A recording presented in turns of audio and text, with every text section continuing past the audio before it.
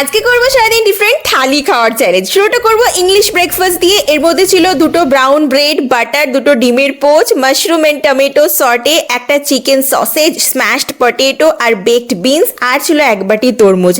এক কথায় সেরা ছিল ব্রেকফাস্টটা।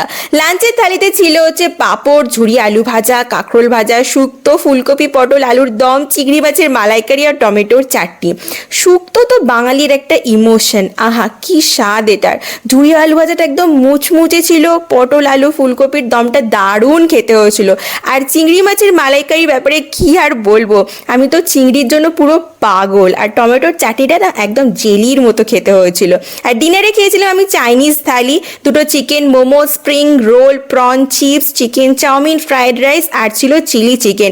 ফাটাফাটি খেতে ছিল সবকটা। আজকে চ্যালেঞ্জটা সাজেস্ট করেছিল আমাকে মুক্তা দে। আর তোমাদের ভিডিওটা ভালো লাগলে অবশ্যই কমেন্ট করে জানিও নেক্সট কি দেখতে চাও।